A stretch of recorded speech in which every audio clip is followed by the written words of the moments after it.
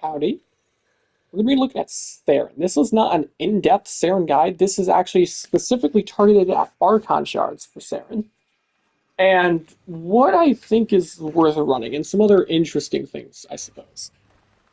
If you enjoy my stuff, then subscribe, please. It's very easy. One button makes a huge difference. I love you. Gain 10 billion IQ if you do it. So, Saryn, obviously, great with Sobek. Kuba Sobek just came out. And this is something that what I'm going to show you will also help with Kuba Sobek, or Sobek in general in acid shells.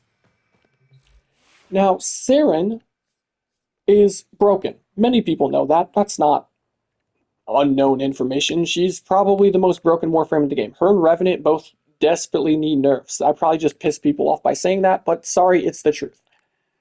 Now, Saryn's main thing that makes it broken is Toxic Lash. It makes a separate instance of damage for every instance of damage done by a weapon, and that damage is at base 30% of the original hit's damage, scaling off strength. It is toxin damage, and it has a guaranteed toxin status effect. Now, that hits is affected by a lot of stuff. So, if you have a Bane mod, the Bane mod double dips on damage for the Toxic Lash hit, and a Bane mod triple dips on damage for the Toxin status effect from Toxic Lash. The Toxic Lash damage and status effects actually scale with mods, though. So it does damage based off how much damage your weapon does. But you can increase its damage further by placing Toxin mods specifically. No other elemental mod scales with the Toxin dot, right, like this does. Toxin damage. That's why toxin damage is the most important thing to have. So having this on will massively increase our damage as well as this. So you definitely want to put toxin on. That's just something worth noting. Now, the status effect is actually the most interesting part about it, in my opinion, because there are other ways of increasing your damage. Now, I don't know what other people run on Saryn. I could be totally wrong, but I only ever see people running green shards usually just for the corrosive stacks, right? Plus 2 corrosive stacks, run 2 of them. That way you can full armor strip with your spores or by applying corrosive with venom dose, right? So you have corrosive on your weapon. And that is good for sure. Definitely do that. But you still have 3 other slots. I like casting speed for one of them just for a little bit of comfort. But the last 2, I don't usually see people run what I've got on her. Now, when I first watched a video, or I watched a video when these not too long after they came out, I want to say a month, 2 months, the Kengineer, great YouTuber by the way, he has a lot of great information.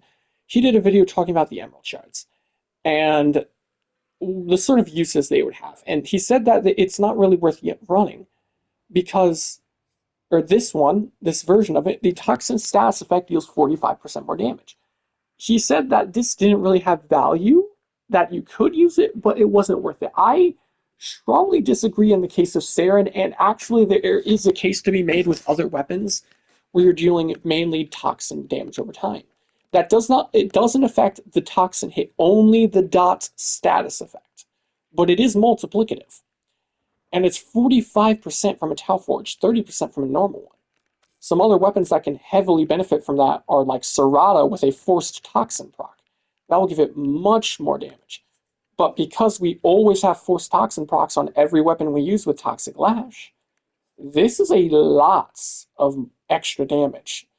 And I have 2 of them for 90% multiplicative Toxin DOT status effect damage buff when all of our weapons apply it. Now, melee weapons also do double the effect for the damage in Toxin from Toxic Lash. So if you're using a melee, it's even more effective. And running this makes Sobek and Acid Shells even stronger, since the main source of damage, the extra damage you're going to be able to kill stuff with because of Acid Shells, is going to be the Toxin status effect, which makes it very, very juicy. And like I said, you can do that on really any weapon. So let's say you wanted to run a different weapon with Toxin damage, right? Like a Toxin DOT. Unfortunately, there aren't a lot of weapons to easily do that, because especially because you need Toxin to make some of the best effects. Toxin is needed for corrosive, it's needed for viral, it's needed for gas. So it's actually really hard to make use of Toxin if you aren't using a weapon that has like forced Toxin procs or Toxin from a source that can't be overwritten. But that doesn't mean you can't build Toxin damage on a weapon and make it work. That is still viable. So let's say we wanted to go Phantasma.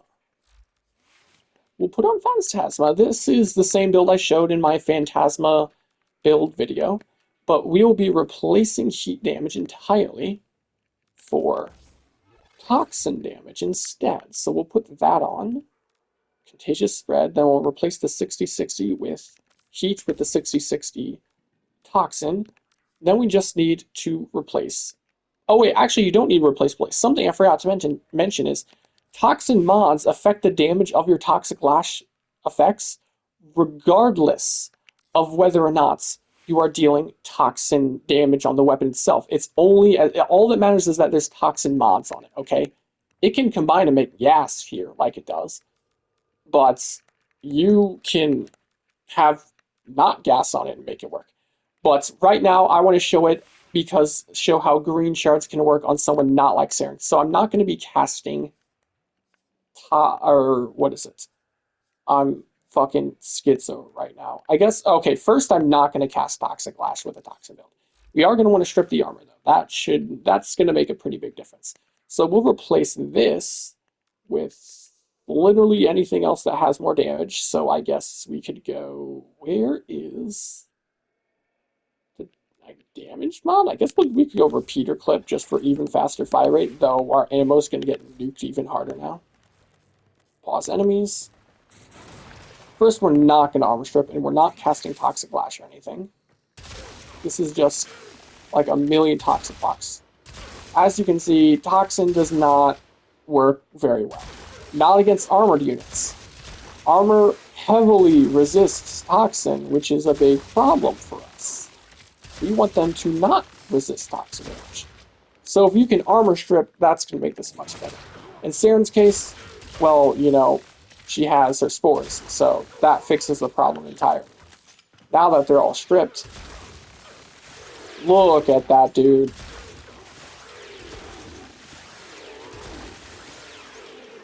It's insane.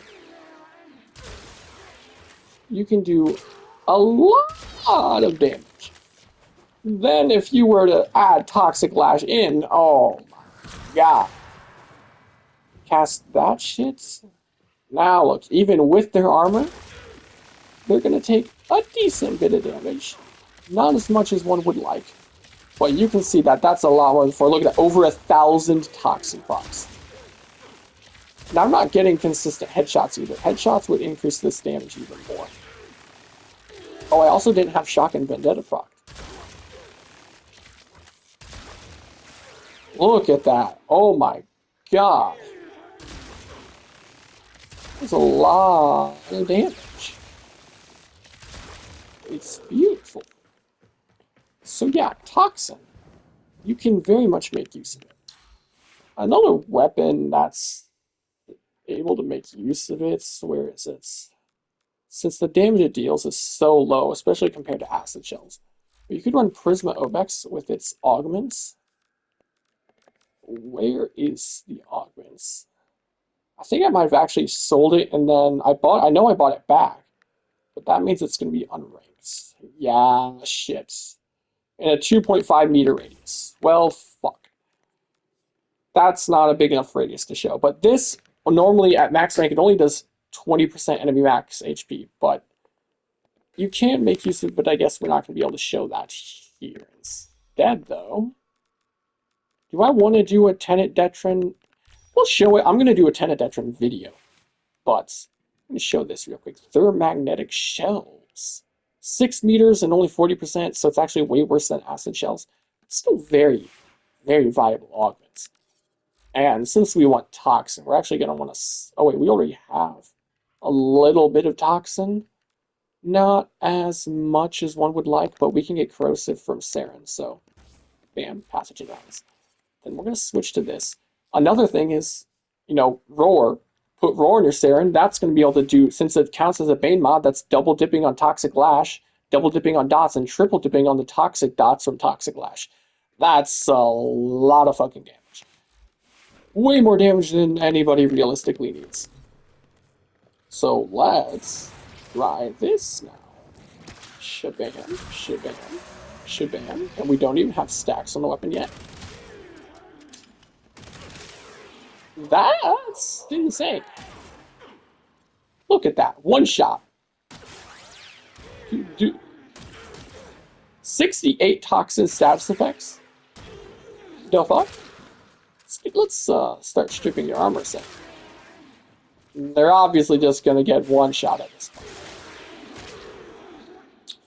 Because the toxin kills count as a thermagnetic shells, just like acid shells. It's a much smaller radius than acid shells, yes. But this is a funny secondary weapon. But that's pretty much it. I just wanted to say that this is very much worth it. If you want to fully invest and get the most damage out of your Toxic Lash and Toxic Sass effects in general on Saryn, definitely give this a try. And if you're doing Toxin with any other frame, I honestly can't think of a frame that's Toxin off the top of my head at base, other than if you purposely put Toxin on with Lavos. Because I'm pretty sure does Grendel do Toxin, or does Grendel do Corrosive? I think Grendel does Corrosive. I don't know. Either way, though, if you're using Toxin damage, then definitely try the green shards. They're pretty insane. Again, multiplicative, 45% per Tau Forged. Just having these two is nearly doubling my damage from the Toxic Lash DOTs. That's a lot of damage increase for just 2 Archon shards. That's kind of insane. So, try that out. Definitely worth it. That's going to be it for the video. Adios.